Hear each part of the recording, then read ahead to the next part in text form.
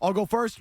That Jeff Passan was on with Mazz on the Baseball Hour this week. We've played that sound in various forms several times over the last couple days. I think those are whoppers. And as the deals are starting to get made now across Major League Baseball, there was one today.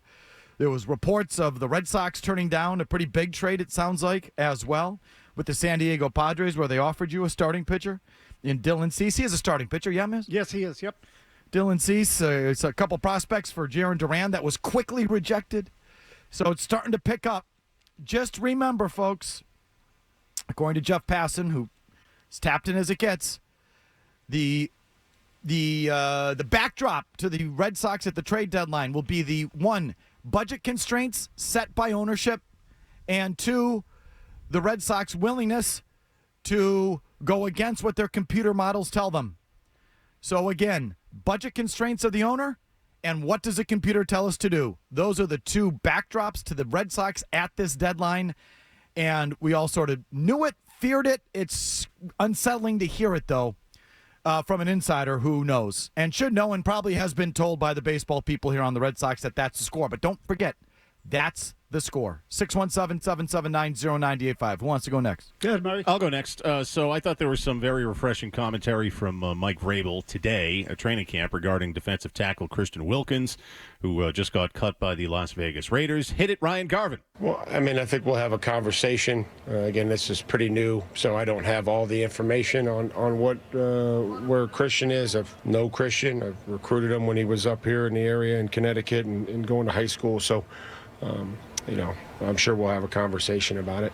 Here's why I like this, because Mike Vrabel actually dared to acknowledge the existence of another player who's not on the roster. How many years, decades really, did we have to hear old Boobs McGee snort and give a death stare because a reporter covering the team down at training camp dared to ask about a player who got cut that could potentially be signed by the team? So I welcome that. More of that, please. It ain't that hard to be human. It actually was a little shocking. I'm like, it wasn't just a two-word answer. He kept going. Like, there's some rapport there, knew him, coached him. Like, wow, great. Now, as far as Christian Wilkins himself, no thanks. I don't care how well Mike Vrabel and any other coaches might know the guy.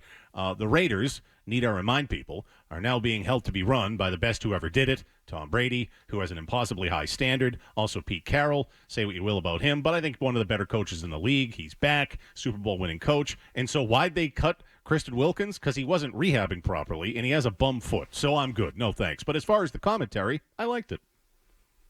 Mazz. Okay, so the Dallas Cowboys have opened training camp, and That's right, open it up. Yeah, among the participants for the Dallas Cowboys, as everyone knows, is Joe Milton, who had this to say yesterday, according to John, I think it's Machota, who covers the team for The Athletic.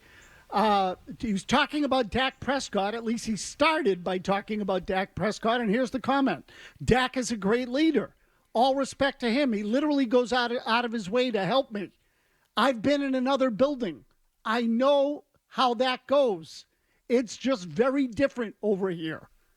What do you think he means by that? So can I just say quickly up front that I wanted the Patriots to keep Joe Milton. I just want that on the record, especially given what they got for him. If they had traded him for a higher draft pick, a second rounder, third rounder, I certainly would have been okay with that, but I felt like they gave him away for nothing because clearly there was some sort of conflict or issue between him and Drake May. But the story coming out of Foxborough at the time was that Joe Milton is some kind of a-hole and that Drake May didn't necessarily want him around anymore. And after this comment, now I can see why. This guy feels like a special a-hole. He has played one game in the league. One game. I've been in another building. I know how that goes. It's just very different over here.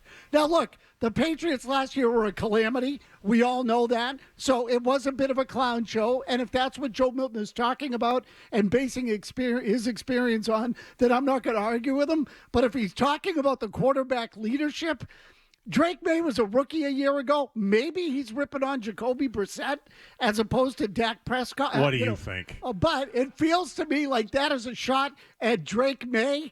And I would say the guy's job is not to teach you when he's a rookie trying to figure it out too.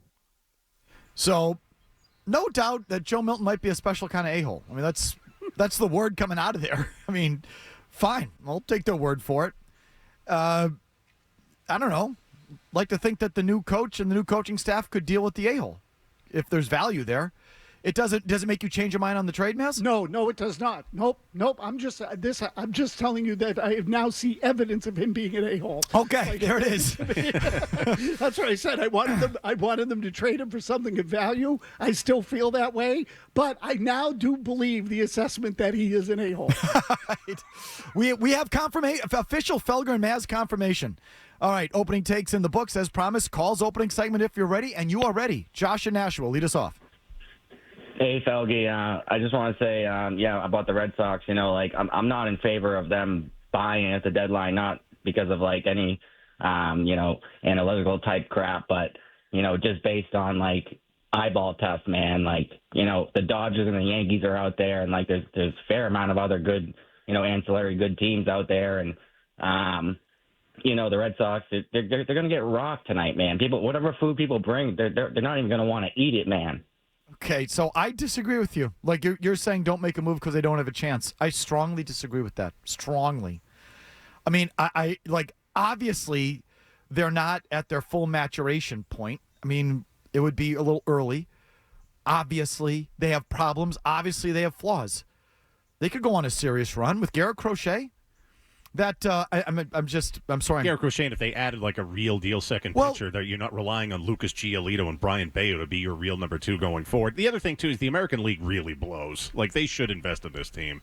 So before I even get to that, Murray, even with Garrett Crochet, that second round's a 5-game series, right? Yes. Yeah, the division round's still 5-gamer. Yep. So he goes game 1 and game 5. Yeah. You win one more of those games. With Garrett Crochet, that's a big, and then you're in a 7-game series, and if you're really selling out to win the series, he goes 1-4 and that kind of stuff. You could seriously go on a run. I know they're not going to be a favorite, but I know, Mazz, you feel the same way about this. So the only time you make moves is when you're the heavy favorite to win a World Series. That's freaking stupid. No, or I hate that mentality. Yeah, again, it's, get in and see what happens. If you add to the team, who knows? Anything is possible. Now, again, would I make them a favorite to win the whole thing over the Dodgers, the Mets, maybe even the Tigers? No, but my opinion has not changed from, a couple of weeks ago when I said they could be in the LCS against Detroit as easily as anybody else in the league, including the Yankees and the Blue Jays. Those teams aren't great. I know Toronto's played well, but they're not a great team.